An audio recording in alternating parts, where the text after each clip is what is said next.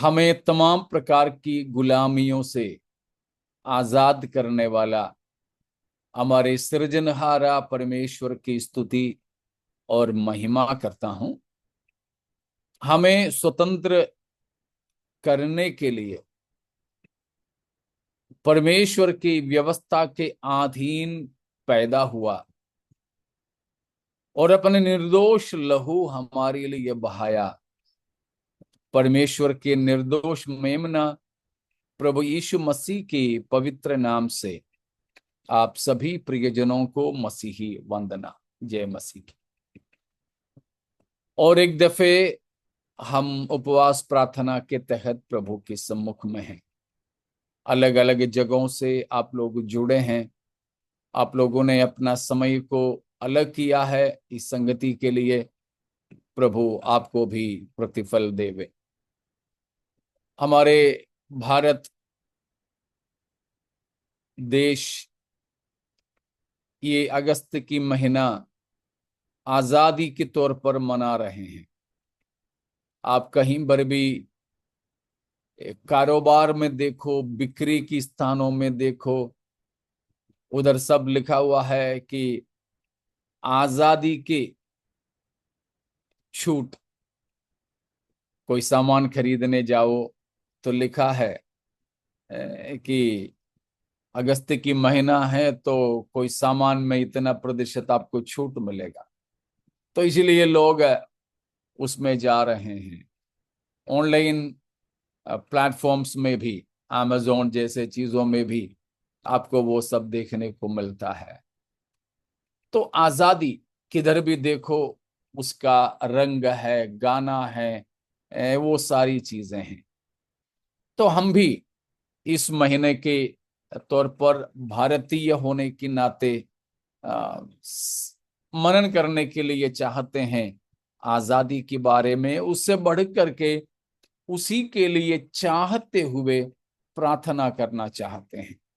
तो प्रार्थना के लिए मैंने कुछ नुस्खे दिया था आजादी के सिलसिले में।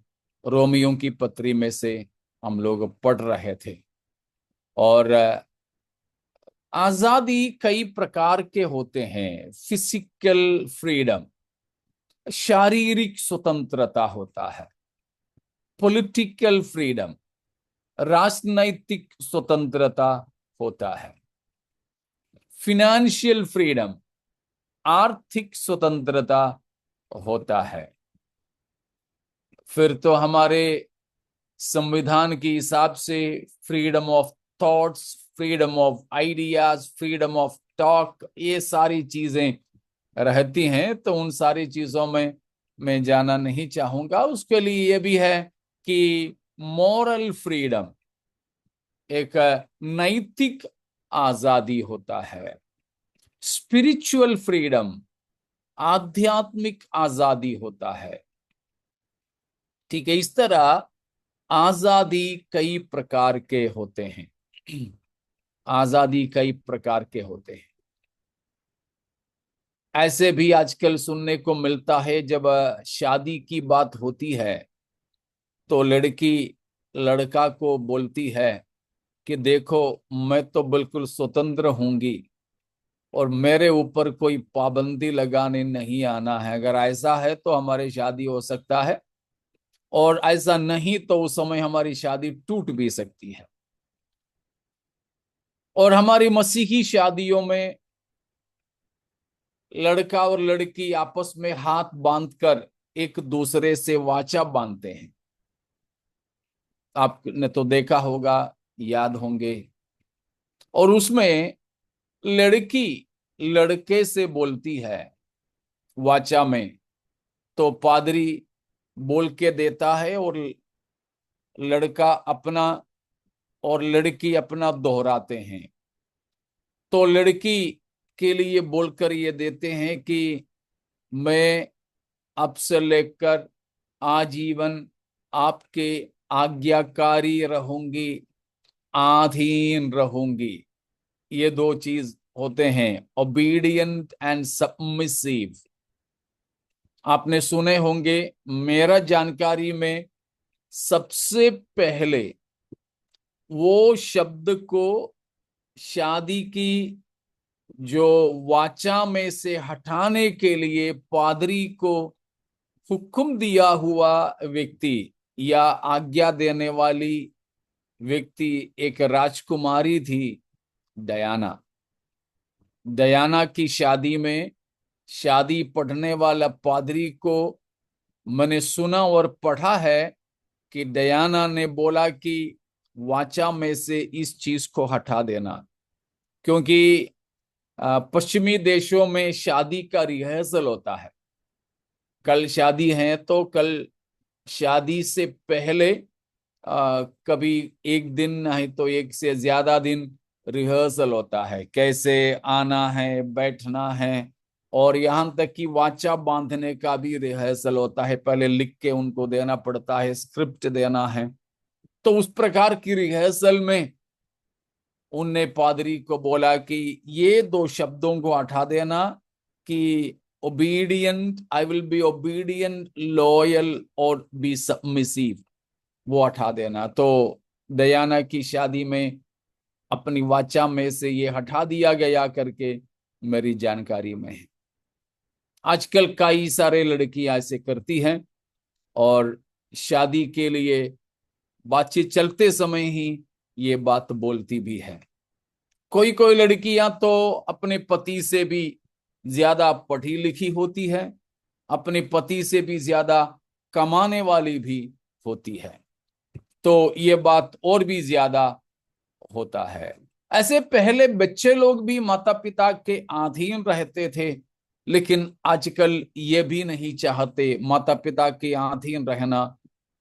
बच्चे लोग भी नहीं चाहते, बचपन से ही लेकर वे भी माता पिता की क्लचस में से, माता पिता की अनुशासन से स्वतंत्र होना चाहते हैं। तो इस प्रकार आजकल कई प्रकार की स्वतंत्रता की परिभाषा है। मैंने एक पढ़ा हुआ एक बात यह है कि किसी ने कुछ हाई स्कूल स्टूडेंट्स से पूछा, हाई स्कूल के बच्चों से पूछा कि सचमुच में आ, आजादी का परिभाषा क्या है। तो बच्चों ने इस प्रकार कहा, मैंने पढ़ा, freedom is being able to do what you want without restraint. Freedom is being able to do what you want without restraint। बिना किसी मना किए गए, बिना किसी बाधा के आप जो करना चाहोगे वो करने की अनुमति आजादी माना जाता है। ये दुनिया की बात है, बाइबल की बात नहीं है। दुनिया में आजादी इस बात को मानते हैं कि अक्सर मेरे अंदर भी एक समय में ऐसा विचार था, मानो कोई जॉब करने वाले, ड्यूटी करने वाले, नौकरी करने वाले, कोई अफसर स्तर के लोग, तो मैं पूछता था आपका स्तर क्या है। यहां तक कि सेवकाई की शुरुआतों में भी मैंने कैंटोनमेंट इलाके में सेवकाई किया था, फौजों की इलाकों में। तो करीब करीब 10-11 साल का मेरा सेवकाई फौजी लोगों के इलाके में था, आर्मी के भी, एयरफोर्स के भी और नेवी के भी। नेवी का तो इधर ही मुंबई में आने के बाद। तो वे लोग जब अफसर लोग वगैरह से मिलते हैं, उनका रैंक रहते हैं, सिपाही है तो रैंक है, अफसर है तो रैंक शोल्डर पे हैं। तो मेरे अंदर पहले विचार आता था इनकी ऊपर भी तो कोई है ना। तो मैं बात बात में पूछता था कि आपके ऊपर, तो सोचता था कि अगर सबके ऊपर होता तो वही सबसे ऊंचा होता, कि मेरे ऊपर कोई नहीं है, फिर मैं ही सब कुछ हूं। तो ऐसे कि विचार मेरा भी अंदर था। मतलब किसी की अधीन ना रहे, किसी के नीचे ना रहे। ये हर किसी का एक विचार है कि हम हर किसी के ऊपर हो तो हम स्वतंत्र माने जाते हैं, किसी के भी अधीन हैं तो आजाद नहीं मानते हैं। ये गलत है, बाइबल के अनुसार ये गलत है। लेकिन आपको शायद मालूम होंगे, याद होंगे, 2 या 3 साल पहले था, अगस्त 15 तारीख को हमारी चर्च का मीटिंग में मैंने ये बात बताया था। एक्चुअल फ्रीडम क्या है, सचमुच में आजादी का मतलब क्या है। तो उस समय दूसरा कहीं ऑनलाइन मीटिंग था और हमारी ऑफलाइन मीटिंग दोनों एक साथ चल रहा था। तो अगस्त 15 तारीख को था, तो मैंने इसी विषय के ऊपर उस दिन संदेश दिया था। आपको याद हो, मुझे मालूम नहीं, फिर भी मैं बताना चाहता हूं कि सिंपली, बिल्कुल सरल तरीके से, फ्रीडम फ्रीडम हम या स्वतंत्रता ये है कि ability to do what a person is ought to do. True freedom is ability to do what a person is ought to do, or ability to live a life that a person is ought to live. एक व्यक्ति जैसे जीना चाहिए वैसे जीने की अनुमति, ऐसे जीने की काबिलियत, वो है सच्ची आजादी। सच्ची आजादी मन जो चाहे वो करने वाली बात नहीं, जैसे करना और रहना चाहिए। एज ए सिटीजन, एक नागरिक होने के नाते, as a man, human being, एक मनुष्य होने के नाते, एक पति होने के नाते, बेटा होने के नाते, एक बाप होने के नाते, एक पास्टर होने के नाते, एक उद्धार पाया हुआ एक मसीही होने के नाते, मुझे जैसे जीना है, मुझे जो जो करना है, वो वैसे जीने और करने की काबिलियत अगर मुझ में है और उसके लिए मुझे वातावरण है, मैं ऐसे कर पा रहा हूं, तो मैं बोल सकता हूं मैं स्वतंत्र हूं, आई एम फ्री। लेकिन नहीं हो पा रहा है, इफ आई एम स्ट्रगलिंग, अगर मैं अंदर ही अंदर से कूदता हूं, मुझे छूट नहीं है वैसे रहने के लिए जैसा मुझे रहना है, तो मैं स्वतंत्र नहीं हूं, मुझे गुलाम बनाने वाली कुछ तो है, कुछ तो है। ഞാൻ ചെയ്യേണ്ടതുപോലെ ചെയ്യാൻ, ജീവിക്കേണ്ടതുപോലെ ജീവിക്കുവാൻ എനിക്ക് കഴിയുന്ന അവസ്ഥയാണ് യഥാർത്ഥത്തിലെ സ്വാതന്ത്ര്യം. ഞാൻ ചെയ്യേണ്ടത് ചെയ്യാൻ കഴിയാതെ, ജീവിക്കേണ്ടതുപോലെ ജീവിക്കുവാൻ കഴിയാതെ, എന്നെ പിറകോട്ട് വലിക്കുന്ന, എന്നെ അമർത്തിക്കളയുന്ന എന്തെങ്കിലും എനിക്ക് അനുഭവിക്കാൻ സാധിക്കുന്നെങ്കിൽ ഞാൻ ആ വസ്തുവിന്, ആ വ്യക്തിക്ക്, ആ വ്യവസ്ഥിതിക്ക് അടിമയായിരിക്കുന്നു.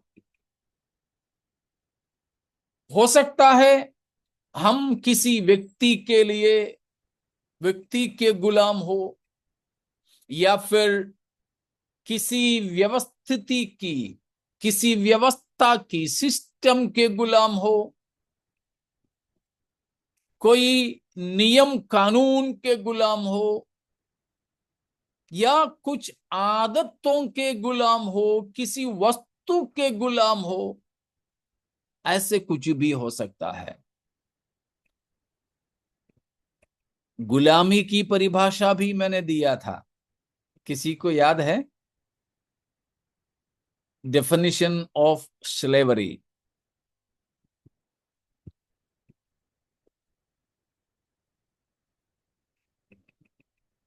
उस समय शायद मैंने करीब 8-9 बातें बताया था, लेकिन आज मैं वो पूरा बताना नहीं चाहता हूं। एक चीज कुछ दिन पहले भी मैंने अपने चर्च में बोला था। हम जिसको ज्यादा समय देते हैं वो हम उसके गुलाम हो जाते हैं। नहीं, वो उसकी विवरण में मैंने बताया था जरूर। बाइबल के अंदर से कई बातें हैं, लेकिन एक बात, वो शायद कुछ बात मैं शायद कल बोलूं, या फिर और किसी दिन। लेकिन बस एक चीज, 2 पीटर, दूसरा पत्रस, दूसरा अध्याय, दूसरा पत्रस, दूसरा अध्याय का 19वां वचन, 2:19।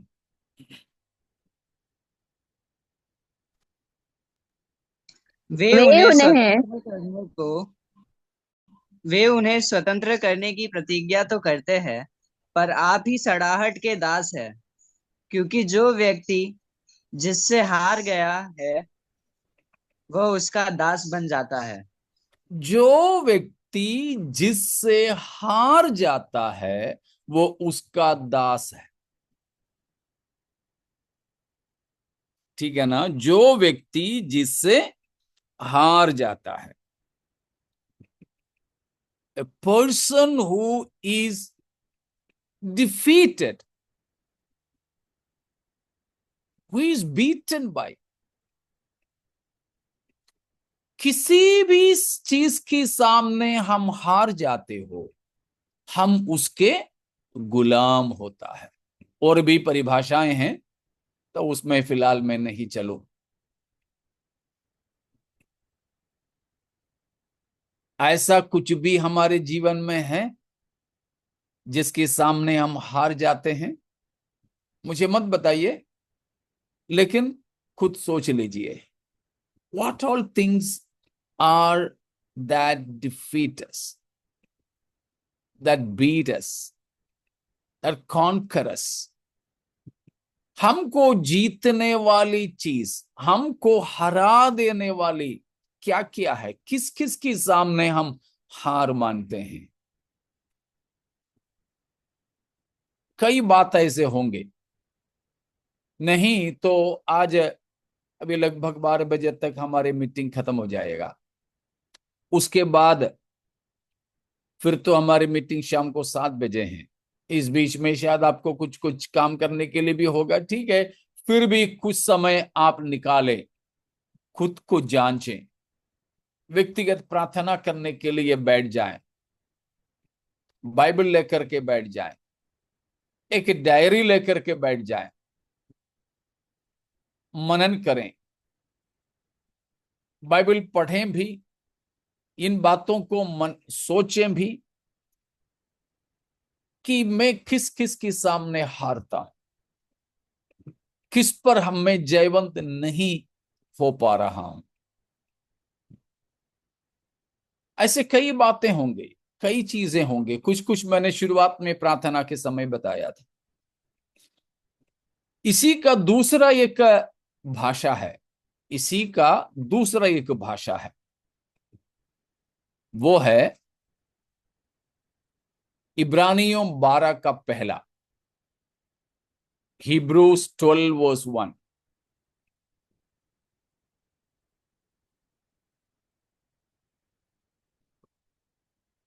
Therefore, since we are surrounded by so great a cloud of witness, who by faith have testified to the truth of God's absolute faithfulness, stripping off every unnecessary weight and the sin which so easily and cleverly entangles us. Let us run with endurance and active persistence the race that is set before us. Praise God.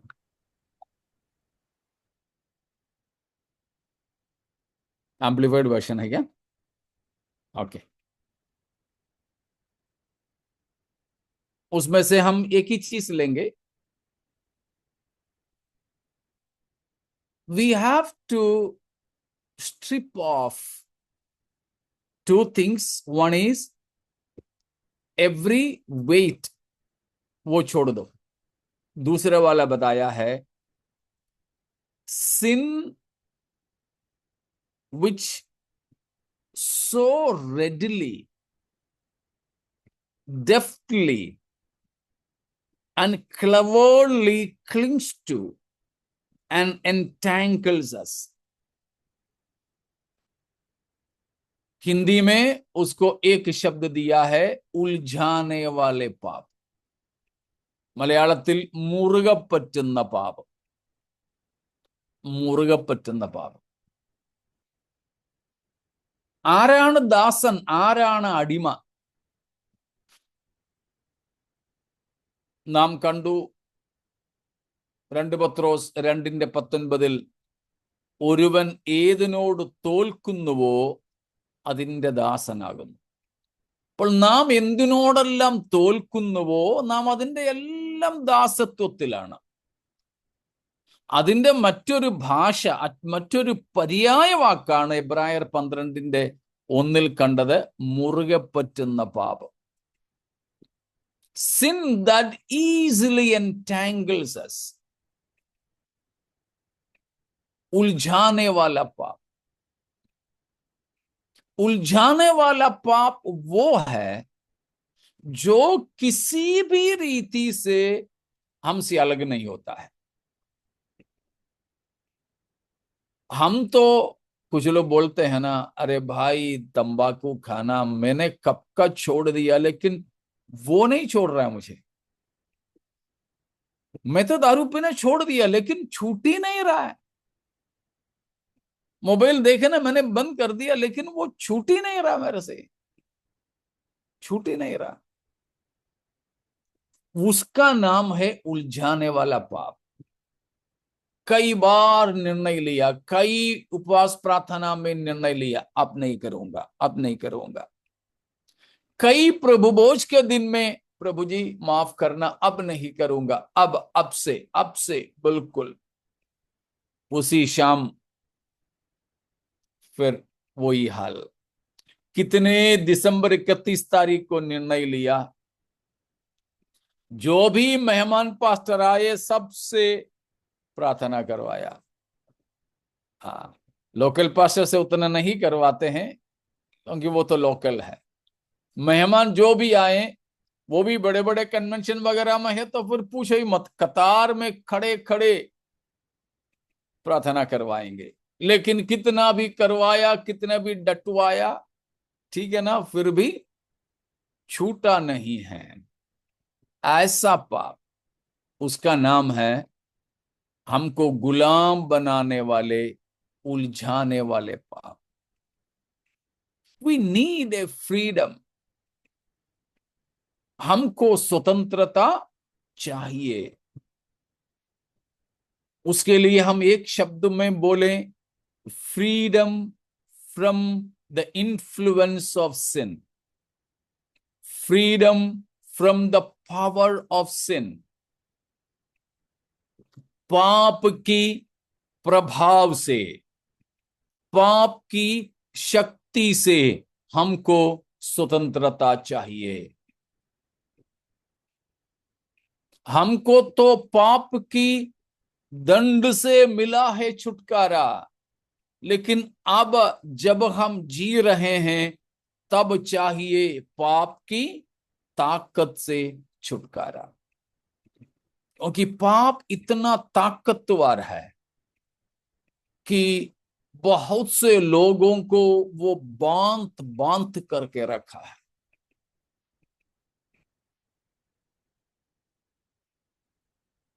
हमको इसीलिए शायद इस पाप से लड़ते हुए जान तक देना होगा। 12 का 4 हिब्रूस, इब्रानियों 12 का 4। तुमने पाप से लड़ते हुए उससे ऐसी मुठभेड़ नहीं की कि तुम्हारा लहू बहा हो। हाँ, हम इसीलिए उलझाने वाले पाप के गुलाम बन जाते हैं कि हम उससे ऐसे मुठभेड़ नहीं की कि हमारा लहू बहा हो। तो पाप से हमें ऐसे लड़ना है, पाप से हमें ऐसे मुठभेड़ करना है कि उसमें हमारे लहू भी बहा हो। This is actually spiritual warfare. ये है आत्मिक लड़ाई। ആത്മിക ലടായി, ഇതാണ് ആത്മീയ പോരാട്ടം എന്ന് പറയുന്നത്. സാധാരണ നമ്മൾ കേൾക്കുന്നത് പോലെ ദേശാധിപ ശക്തിക്കും ആ ശക്തിക്കും ഈ ശക്തിക്കും ആരോഗ്യത്തിനും ജോലിക്കുമൊക്കെ വിരുദ്ധമായി പോരാടുന്ന പോരാട്ടങ്ങളെ വട്ടമിട്ട് ചുറ്റിക്കെട്ടി എന്നൊക്കെ ഇങ്ങനെ പറയുന്നവരുണ്ടല്ലോ. वो नहीं है, അതല്ല.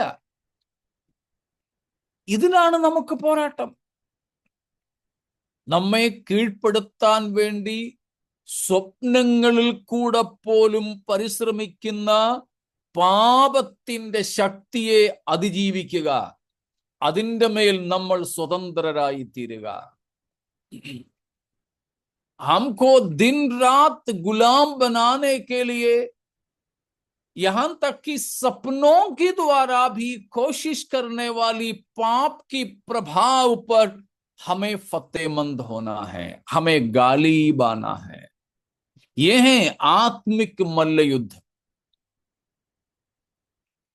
आत्मिक मल्लयुद्ध. इसलिए मैंने शायद पिछले संडे को भी हमारे कलीसिया में पूछा था, what is our utmost struggle.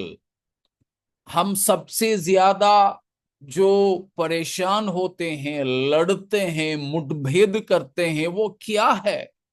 शायद पिछले संडे को ही मैंने पूछा था. हमारे जवानों की सभा में पूछता हूं, बच्चों से, जवानों से मैं ये सवाल हर मीटिंग में पूछता हूं उनसे. सबसे ज्यादा स्ट्रेन हमें किस बात के लिए है. तो जो करने के लिए हमको बहुत ज्यादा दिक्कत हो रही है, उस बात में हम गुलामी को समझ लें. हमें उसमें से स्वतंत्र होना है. आजादी हमको चाहिए. उसी के लिए हम प्रार्थना कर रहे हैं. ये केवल पढ़ने का एक विषय नहीं है, परंतु अपने जीवन में हमें लागू करना है. उसमें कई बातें हैं, तो भी मैं आपको एक चीज, 2 बात बताना चाहता. एक है, ये स्वतंत्र होने का एकमात्र जरिया, that means the sole way to freedom from the bondage to every or all creation. सारी सृष्टि की चीजों से स्वतंत्र होने का एकमात्र जरिया क्या है? Being in bondage to the Creator in obedience. Being in bondage to the Creator in joyful obedience. बड़े आनंद के साथ आज्ञाकारी होकर सृजनहारे के अधीन रहना ही हम सारे सृष्टि की गुलामी से छूटने का एकमात्र जरिया है। As long as we are not the slaves of the Creator, definitely we will be under the slavery of creations. तो क्रिएशन में सब चीज आ गया, शैतान से लेके पाप से लेके जो कुछ भी, इन सब से छूटने का केवल एक ही जरिया सृजनहारे के अधीन रहना, सृजनहारे के अधीन रहना। रोमियो की पत्री 6वां अध्याय, रोमियो 6 उसका 16वां वचन को पढ़िएगा। क्या तुम नहीं जानते कि जिसकी आज्ञा मानने के लिए तुम अपने आप को दासों के समान सौंप देते हो, उसी के दास हो, चाहे पाप के जिसका अंत मृत्यु है, चाहे आज्ञाकारिता के जिसका अंत धार्मिकता है।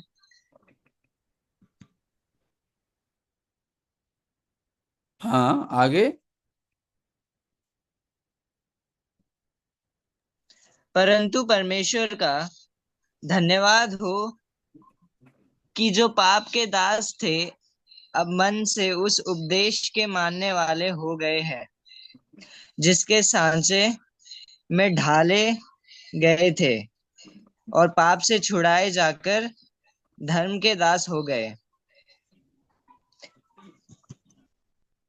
एक और डेफिनेशन उधर है 16वां पद में, दास का, जिसके मानने के लिए हमने अपने आप को सौंप दिए हैं, हम उसके भी दास हैं।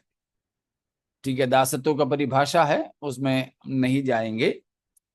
पहले हम किसके दास थे? पाप के। लेकिन अब पाप से या पाप की गुलामी से हम छूट गए। छूट के अब हम किसके दास होना चाहिए? हमने पढ़ा है धार्मिकता के दास। बी स्लेव्स टू राइचियसनेस, धार्मिकता के दास। वही हमने 16वां पद में पढ़ा, ईदर स्लेव्स टू सिन और टू राइचियसनेस, चाहे पाप के दास, नहीं तो धार्मिकता के दास। और उसके लिए क्या करना चाहिए? 16वां पद के अनुसार, we have to yield ourselves to God. उसकी 19वां पद भी पढ़ेंगे। मैं तुम्हारी उसके शारीरिक 18 भी लेकर के पढ़ो, 18 19। और पाप से छुड़ाए जाकर धर्म के दास हो गए। मैं तुम्हारी शारीरिक दुर्बलता के कारण मनुष्य की रीति पर कहता हूँ, जैसे तुमने अपने अंगों को कुकर्म के लिए अशुद्धता और कुकर्म के दास करके सौंपा था, वैसे ही अब अपने अंगों को पवित्रता के लिए धर्म के दास करके सौंप दो। स्तोत्र। तुम पवित्रता के लिए धर्म की यानी धार्मिकता के दास होकर के सौंप दो, धार्मिकता के दास होकर के सौंप दो।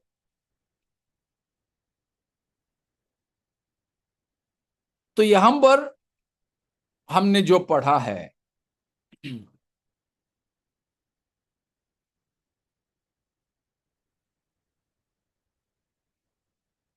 जो 16 से लेकर पढ़े थे, परमेश्वर के धन्यवाद हो, 17वां पद में लिखा है, कि तुम पाप के दास थे और हम मन से उन बातों को मानते आए थे। लेकिन 18 में बताया कि हम पाप से छुड़ाए जाकर धर्म यानी धार्मिकता के दास बन गए। अब बताया है कि हमको पवित्रता के लिए धार्मिकता के दास होना चाहिए।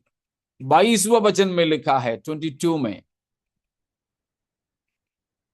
परंतु अब पाप से स्वतंत्र होकर और परमेश्वर के दास बनकर तुमको फल मिला, जिससे पवित्रता प्राप्त होती है और उसका अंत अनंत जीवन है। हमें परमेश्वर का दास होना चाहिए। अब हमें दास होना है परमेश्वर का, पवित्रता का और धार्मिकता का।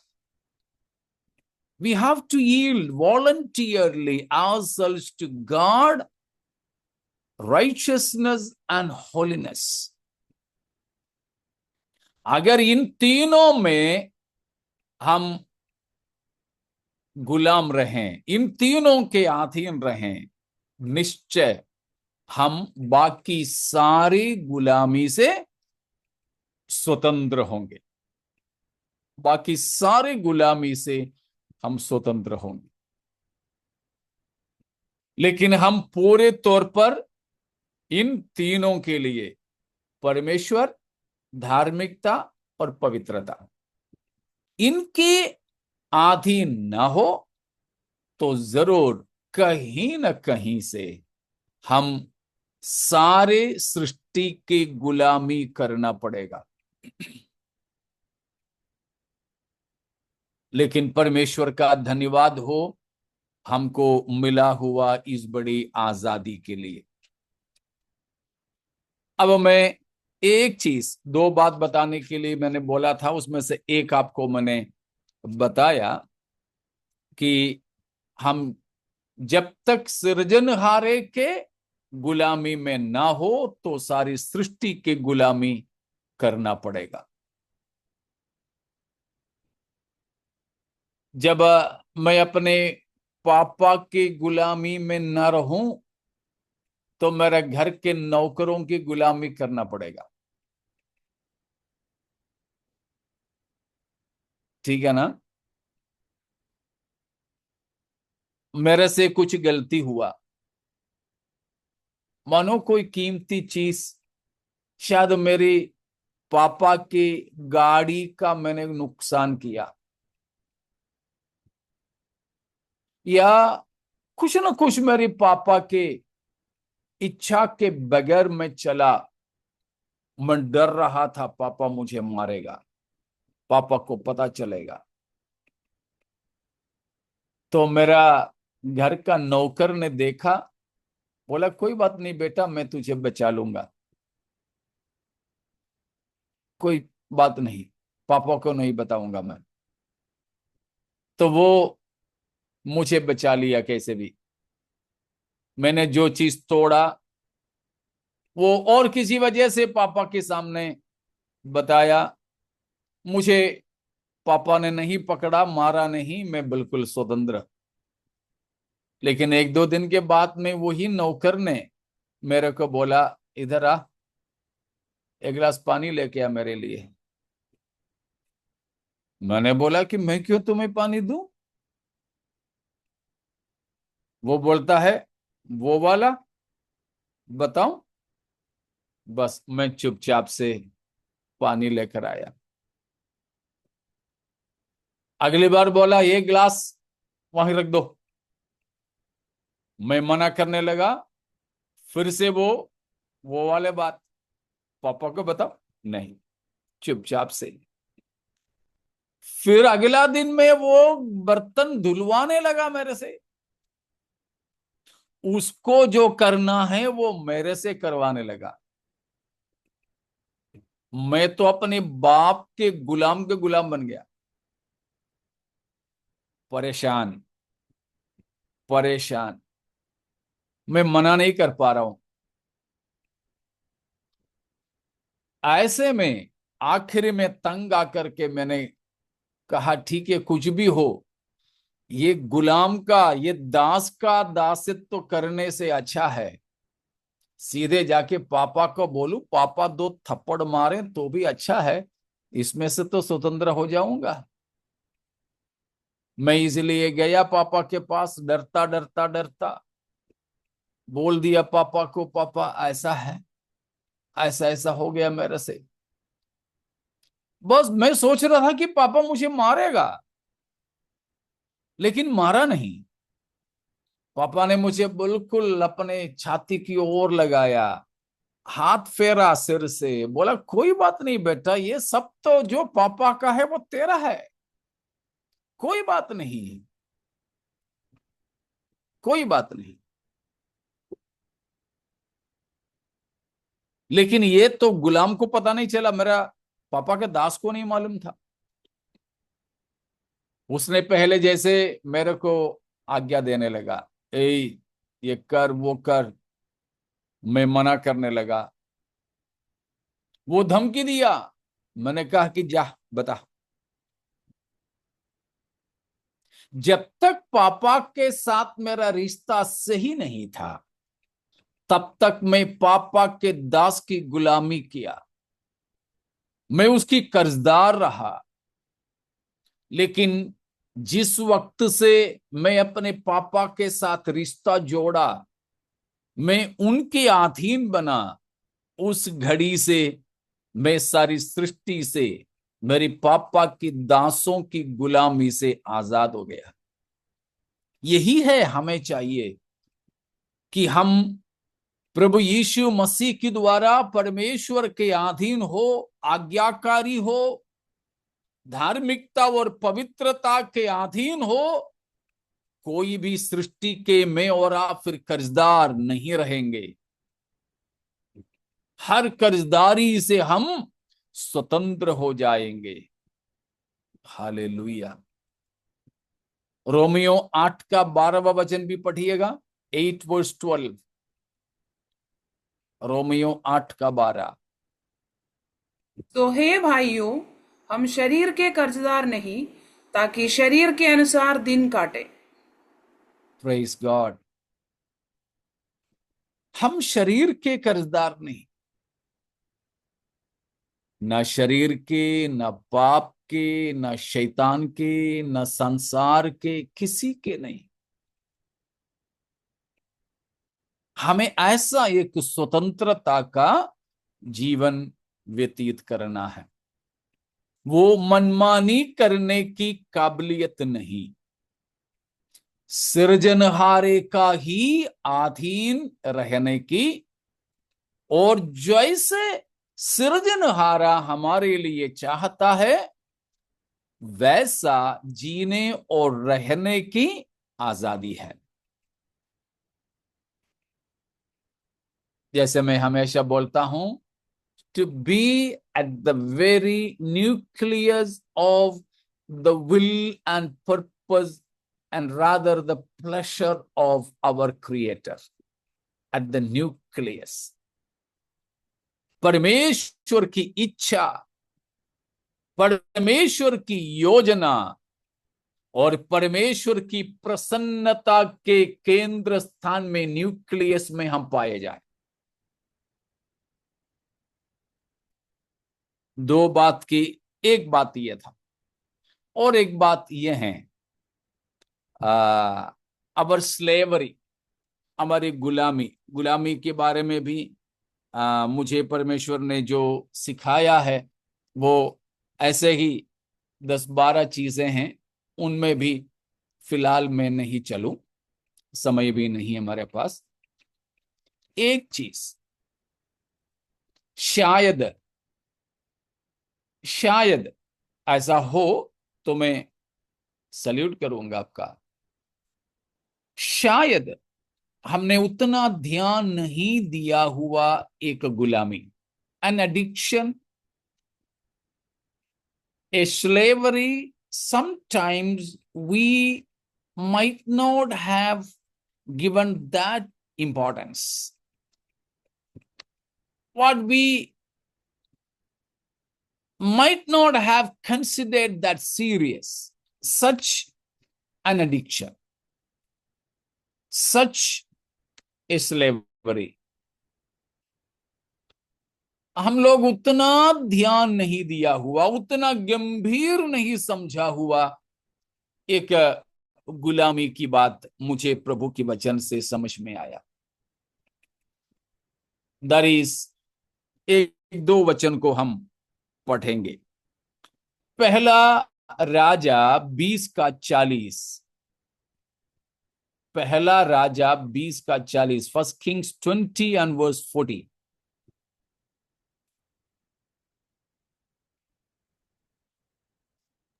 And as your servant was busy here and there, he was gone. The king of Israel said to him, Okay, enough. उतने में शायद आपको समझ में नहीं आया होगा। बात यह है, या एक दो वचन ऊपर से पढ़ लीजिए। So the prophet departed and waited for the king by the way, disguising himself with a bandage over his eyes. And as the king passed, he cried to the king and said, Your servant went out into the midst of the battle, and behold, a soldier turned and brought a man to me and said, Guard this man. If by any means he is missing, your life shall be for his life, or else you shall pay a talent of silver. And as your servant was busy here and there, he was gone. अब समझ में आया? It's a parable. It's not a true thing, but some message is transmitting to the king. राजा को परमेश्वर भविष्यद्वक्ता के द्वारा कुछ बात बता रहा है। ये घटना नहीं है, एक दृष्टांत दे रहा है। जैसे दाऊद राजा को नाथान नबी ने वो बकरी को मारने का दृष्टांत दिया था ना, वैसा एक चीज है।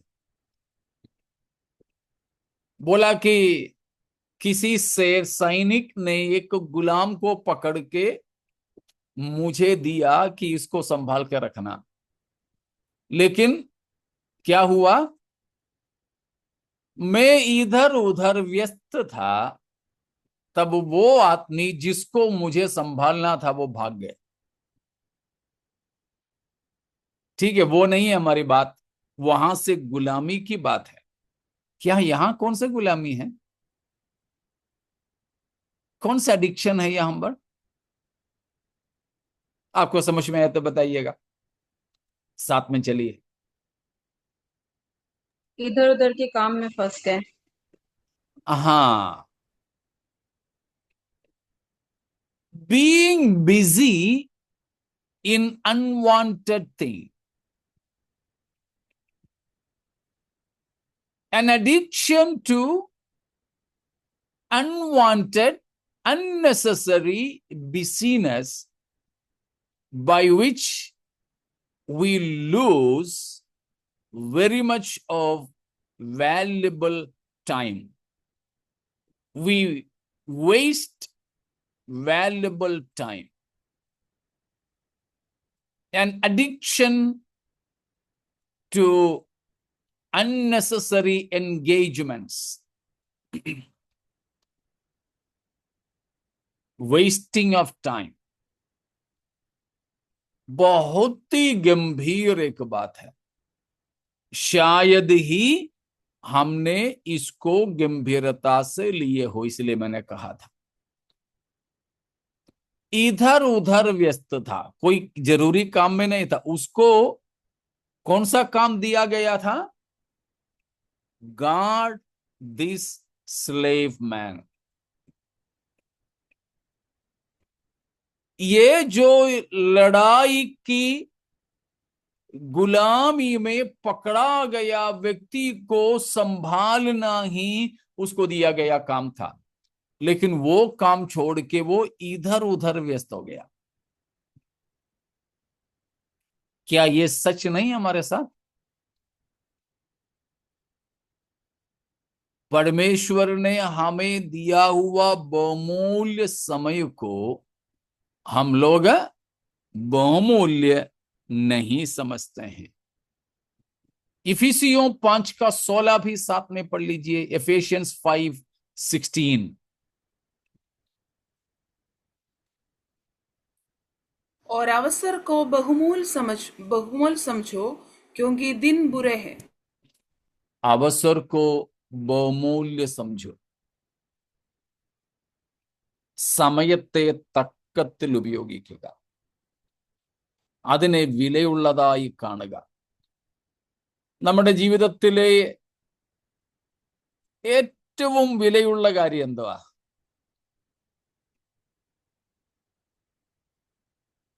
വില കൊടുത്ത് വാങ്ങാൻ കഴിയാത്തത്, ഒന്നുകൊണ്ടും റെഡീം ചെയ്യാൻ കഴിയാത്തത്, വീണ്ടെടുക്കാൻ കഴിയാത്തത് സമയമാണ്. हमारे जीवन का सबसे बहुमूल्य चीज क्या है? समय. हम किसी भी कीमत में खरीद नहीं सकता है. दुनिया के सबसे बड़ा अधिकारी भी 1 मिनट भी, मिनट तो छोड़ो, 1 सेकंड, 1 पल भी खरीद पाएगा ना. अगर हमने खोया, किसी रीति में उसको रिडीम कर पाएंगे, वापस पा सकेंगे? नहीं. इसीलिए समय सबसे बहुमूल्य चीज बनता है. हमारे पास में जो है, हमारी अमानत, हमारी संपत्ति, सबसे बड़ा संपत्ति समय है. वो भी सबको बराबर है. लेकिन उस समय को व्यतीत करने में, उपयोग करने में हमारे अंदर, हमारे जीवन में गुलामी महसूस करते हो? शायद अब तक नहीं किए हो तो अभी हमारे समय ऐसी चीजों के लिए व्यतीत करते हो जिसके लिए हमें नहीं करना चाहिए.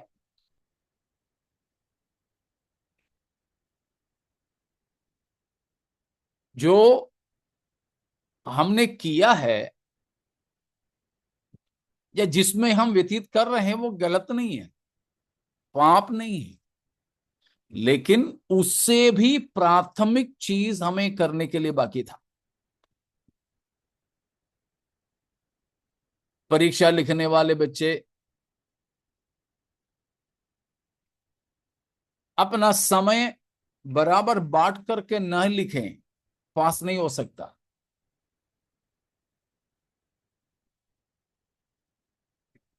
छोटे छोटे अंकों के लिए ज्यादा समय इस्तेमाल करते हैं, बड़े अंक की उत्तर लिखने में थोड़ा सा समय, फेल हो जाएगा वो. पहले पहले जो करना है प्राथमिकता के हिसाब से, हमें आलतू फालतू चीजों में इधर उधर व्यस्त नहीं होना है. हमें उस प्रकार व्यस्त बनाने वाली चीज है. पिछले 2-3 हफ्तों से लगातार मैं संडे में बताता आता हूं 2 शब्दों को, लक्ष्वरी एंड लेशर. लक्ष्वरी and lesser. शायद ये हफ्ता भी मैं बताऊंगा. हमारे जीवन में हम ऐश्वर्य, आराम और बिल्कुल विश्राम करने के लिए, आराम लेने के लिए चाहते हैं. ऐश्वर्य, आराम वो अक्सर चाहते हैं, उसमें हमारे समय को हम खर्च करते हैं. It's a slavery. It's a very serious addiction of time. Wasting time in unnecessary things. Therefore, giving up necessary things. आज की उपवास और प्रार्थना में हम अपने प्रभु से मांगे, इस गुलामी से मुझे स्वतंत्र करे। वो शायद अपनी नौकरी में, शायद अपने प्रिय लोगों से मिलने जुलने में, शायद घर के काम करने में, शायद कहीं जाने में, शायद आराम करने में, इन सारी चीजों में हम इस प्रकार इधर उधर व्यस्त हो सकते हैं। ഞാൻ അങ്ങും ഇങ്ങും ബദ്ധപ്പാടായിരിക്കുമ്പോൾ എന്നെ കാവൽ കാക്കുവാൻ ഏൽപ്പിച്ച അടിമ ഓടിപ്പോയി, ഞാൻ അവനെ എവിടെ നിന്ന് ഇനി പിടിച്ചു കൊണ്ടുവരും? അങ്ങും ഇങ്ങും ബദ്ധപ്പാടായിരിക്കുന്ന അവസ്ഥ, ഇധർ ഉധർ വ്യസ്ത രഹന।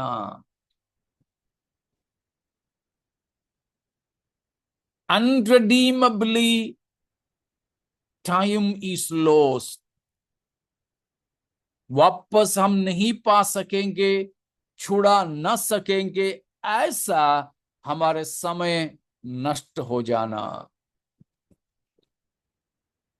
ऐसे हम समय को नष्ट ना करें।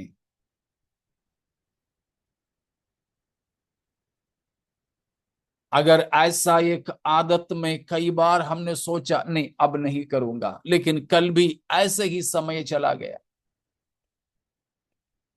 शायद बाइबल पढ़ने के लिए खोल के रखा, तब याद आया अरे फलाना व्यक्ति ने कॉल किया था, मैं वापस करूंगा बोला था, बुलाए नहीं। बाइबल खुला ही रखा है, फोन लगा दिया। खुला ही मेरे पास बाइबल, लेकिन पढ़ा नहीं मैं, उसी में टाइम चला गया। नहीं तो शायद एक मैसेज है, बस उसी में टाइम चला गया। तो प्यारो, ऐसा भी गुलामी अगर हमारी जिंदगी में है तो इन सब प्रकार के बंधन से हमें छुटकारा चाहिए। ऐसे कई गुलामियां हैं, उन सारे चीजों से आज हमें स्वतंत्र करने के लिए सक्षम अपने प्रभु के पास हम पहुंचे। प्रभु मुझे एक स्वतंत्रता चाहिए। जैसे रोमियो 7 में से हम लोग पढ़े थे कि हम जो करना चाहता है वो नहीं कर पाते हैं, शुरू में पढ़े थे। लेकिन मैं वो ही करता हूं जो करना नहीं चाहता, क्योंकि मेरे अंदर पाप बसता है। मेरे अंदर रहने वाला पाप के ऊपर मुझे जय पाना है। प्रभु, मुझ अकेले से नहीं होगा।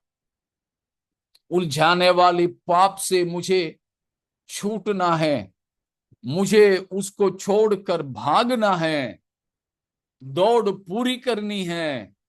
मुझे आपकी सामर्थ की जरूरत है, मुझे आपकी शक्ति चाहिए। प्रभु यीशु मसीह ने क्रूस पर पाप को हराया है, वो विजय में मुझे भी आप शामिल करें। आइए अपने आप को हम समर्पित करें।